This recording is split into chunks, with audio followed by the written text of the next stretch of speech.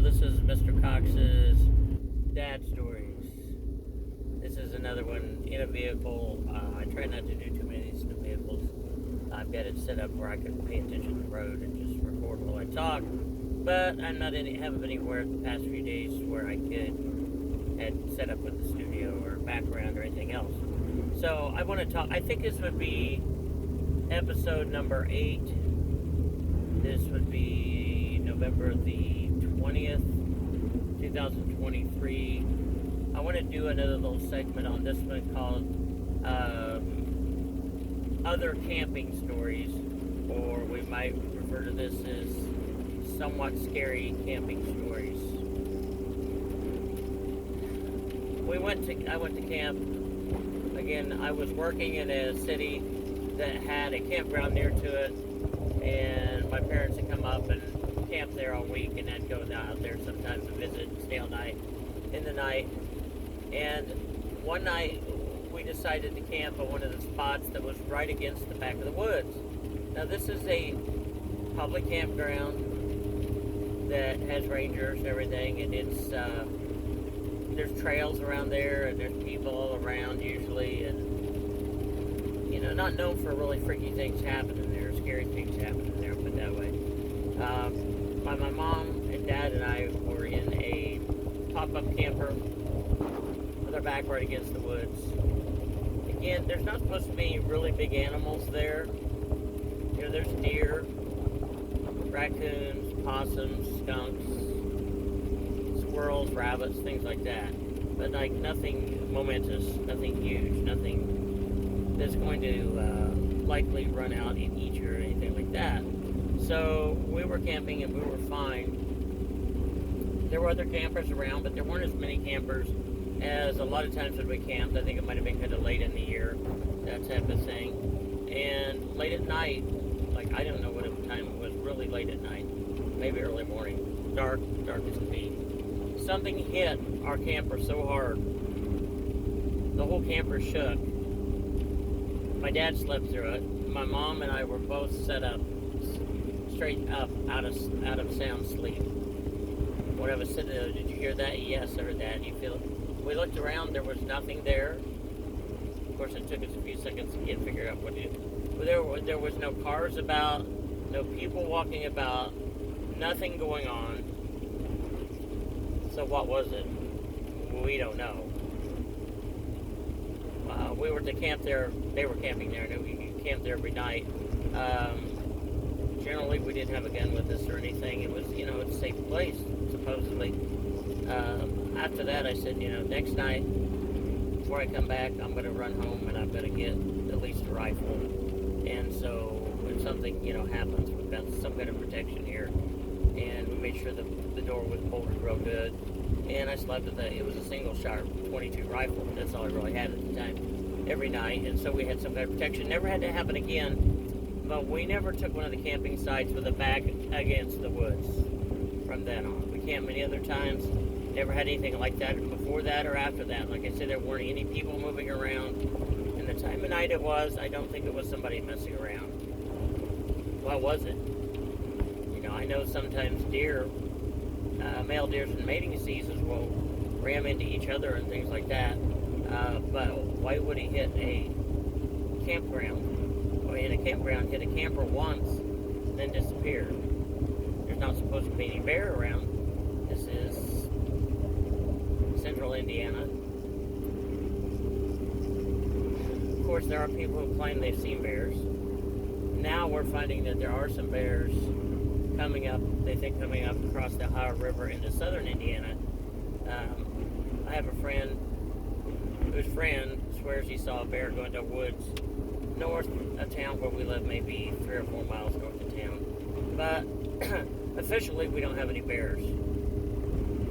Again, mountain lions, but mountain lions they're big, but they're not that big. They don't ram into campers. Of course, you could say, what about Bigfoot? Something like that. I don't know. I don't know what I think about that.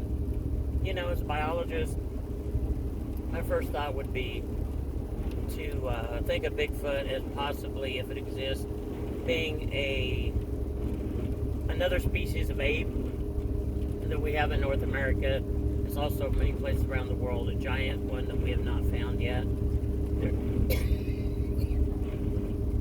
There's skeletons of something called Gigantopithecus ape that's supposedly extinct. Some people think there may be colonies of their ancestors around. I don't know. I know a lot of times people attribute some really weird aspects, supernatural aspects, etc., to Bigfoot. And I was just talking about an ape. If it's something weird, I don't want that around at all.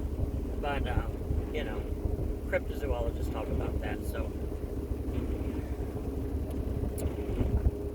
other things in the campground.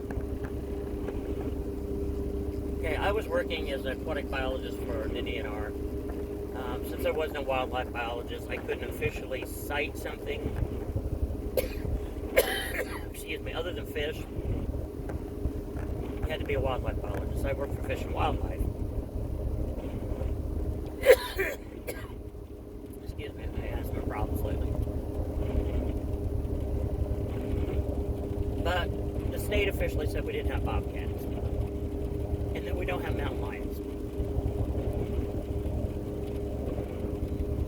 Now, I know many farmers have always said we had mountain lions. They said some of their dogs ran after mountain lions, got tore up.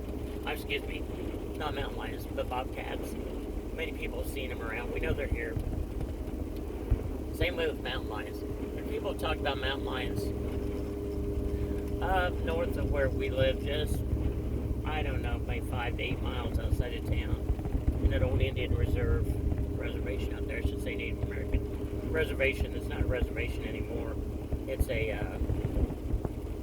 I don't know what it is. It's a reserve. It's not a park anymore. But again, officials say there are no such things. I know we found some.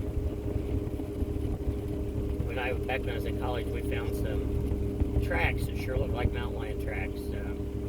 Professors at Ball State, where I went to college, say that they were a large dog and not a mountain lion. My grandparents and stuff had talked about people out there hearing screams, sound like women screaming in the night, which is generally what mountain lions sound like. So I've talked about 2 different big cats. I don't think either one of those are what hit the camper. It sounds more like a bear or a large male deer or something like that. My guess, just my guess. Even though we're not supposed to have bears. Now, I had seen bobcats in the campground. I couldn't officially prove that, and I couldn't officially do that for the record, so the state of Indiana refused to acknowledge bobcats. I was with my mom and dad one time and saw bobcats at night. There's nothing else that could have been. They came out of bobcat scrub country. One night coming into the park, or leaving, I think he was leaving, my brother saw a mountain lion across the street right in front of him. He's well versed in what these mammals look like too. Neither one of us are out of our minds.